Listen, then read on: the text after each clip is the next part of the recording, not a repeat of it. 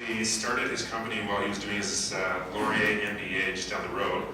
In the technologies you can see at the NBA All-Star Game, also the Junos and the Grey Cup. Without further ado, John Beresford with SocialPace. Thanks, guys. Yeah, as Jordan mentioned, myself and the co-founder started a technology company called EventPeaks that we mentioned has been part of the NBA All-Star Game, and concert tours with Visa, and Powers and Screens in Dundas Square and across Canada. And we've done a pivot, and we're still running that business, but what I'm going to talk to you today is about influencer marketing. And if you're not familiar, influencer marketing is the single fastest growing area of marketing. The market is $1.6 billion today, and experts seem to coalesce around it'll be $10 billion in about 4 years. So we're going to talk about that market. We're going to talk about how SocialPeaks is poised to not just disrupt that market, but cement ourselves as the HubSpot of micro-influencer marketing. We'll talk a little bit more about that. So we all know the marketing problem. We're not going to belabor it. TV, radio, traditional media doesn't work. Digital's just as bad. No one clicks on banner ads. There's huge ad fatigue. We're sick of it.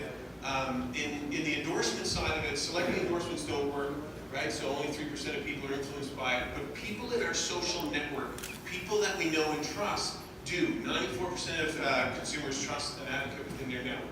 So let's do a quick history of the evolution of media. We all know there were celebrities that Hollywood created that got huge endorsement deals. And then with the rise of social media came the downside, upside, came the other side, which is a social media celebrity, and they're quite expensive and valuable as well. And then in the 2010s, bloggers became really important. People understood that there was these folks that weren't household names, but they were super important because of the audience they held online. And the future of that is everyday influencers. This is an image from an actual campaign that we're running right now where we're looking at how everyday people can actually have the biggest impact on marketing. We'll talk to you about the math and the data around that. That's exactly where SocialPeaks plays. So the reason that your next door neighbor could be a better brand ambassador than LeBron James is in this engagement rate. So as your followers go up, if you have 40 million followers, 50 million, even after 1 million, your engagement rate with that audience goes down dramatically. And the real sweet spot is finding people with about 1,000 to 5,000 followers. And this is completely slipped under the radar of PR and traditional marketing.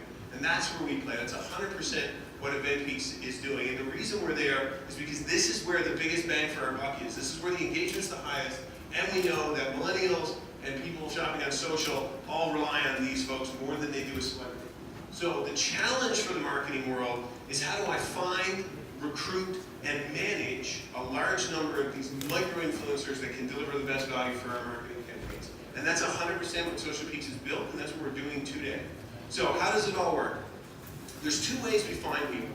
One is through social listings. So we can cast the net across the API of Instagram and Twitter, and we can listen to all 720 million accounts. And if anyone mentions anything about your product category or your market space, we can catch it.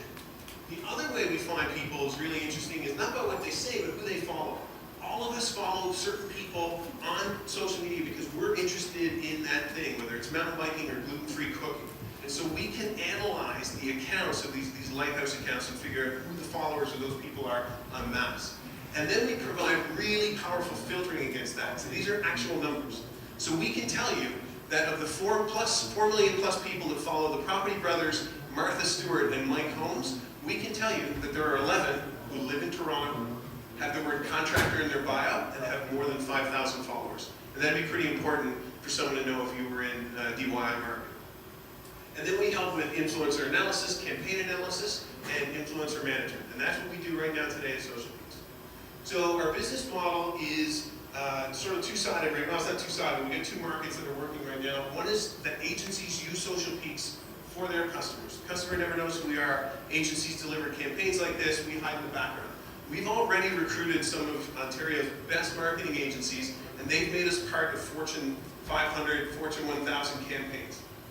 So the benefit here is going through the agency channel, you can get access to these Fortune 500 companies that you wouldn't normally. The second piece is we work directly with brands, and we've done a ton of great work. And the benefit here is it shortens our sales cycle, and it increases our services revenue. How are we doing? In October, we started to charge for our beta, and in January is when we onboarded our sales team, hired a proper marketing lead, and we've seen our highest numbers in March. If we can hang on to this March number and grow at a modest 5% month over month, we'll do about $250,000 this year. Really balanced management team. I've got 15 years of sales and marketing experience. We've got a data scientist who's a co-founder, and then a chief technical officer who's super dev in the back end. Our revenue team is awesome. We've got a team of BDRs and a marketing director that are 100% focused on customer acquisition right now. Expansion for us means a couple of things. One is we need to evolve that UI UX so it scales better online. Second one is we're doing live big data computations. As we scale, we're going to need a back end to support it. And as I mentioned before, we're 100% focused on customer acquisition. So right now, we can leave you with anything is that influencer marketing is the hottest topic. Marketing right now, poised to grow to $10 billion. We're in an amazing spot for it, and we think we can absolutely disrupt that market and become the HubSpot of this micro-influencer marketing movement. Thank you very much. I look forward to your questions.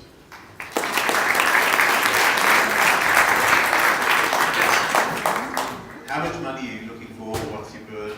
And how long will it take you to get the cash flow positive? So the burn is a great question. The burn is currently $10,000. So we're doing these sales revenues with a burn of only $10,000. We may not necessarily need a round right now. We are looking at profitability and covering our burn rate. Like our March numbers would cover our burn and allow us to grow modestly. So when we've done our calculations, but to your point, our funding round for us, we've calculated at, on the low end, it'd sort of be around 325, and then 475 would get us the UI scalability, back-end scalability, and then ramping up that sales and marketing team. Talk a little bit more about the value proposition for the micro-influencers and sort of what are they getting out of it? Right, so it's a really good question. The cool part we like here is that we're connecting real people with real relationships. This isn't someone that just wants to be bought. But in some cases, they've received as little as free samples. One of our best campaigns, the influencers got nothing.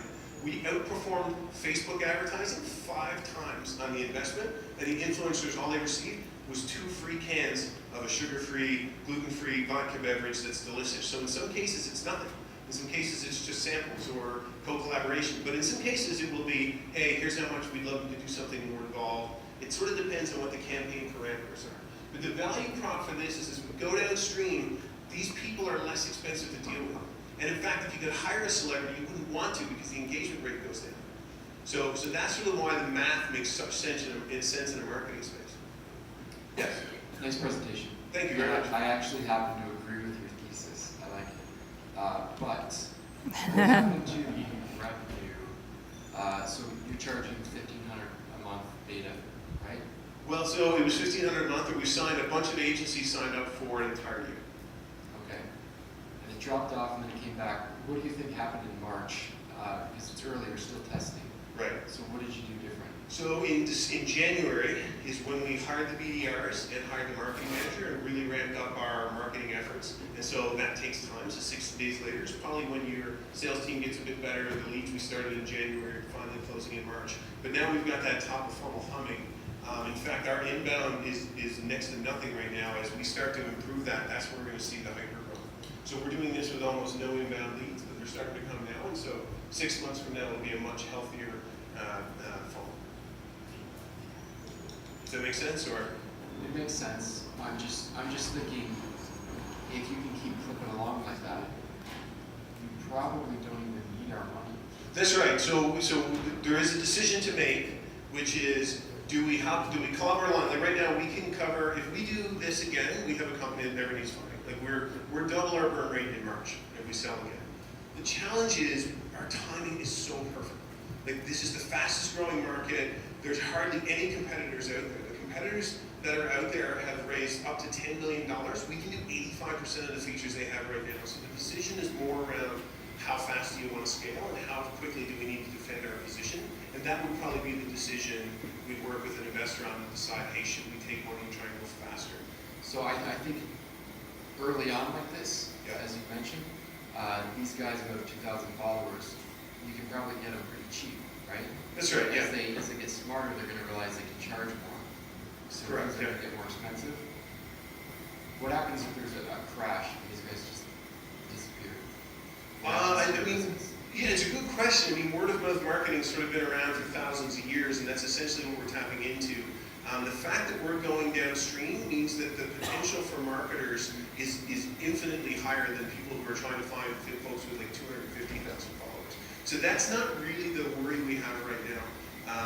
And the cost of these folks is usually the benefits still outweigh, like as a marketer, you decide if someone's gonna write a $500 blog for that campaign, if they think you are so awesome, your audience is perfect, and the value of that blog is worth it, that's up to the marketer and the brand to decide. You guys know more than anyone, marketing investments are sometimes crazy with almost little results, and we can really track results in a way most people can't, which is a good question. I don't see that as our biggest concern. Excellent job. We'll cut it off there. Big round of applause. Thanks, John.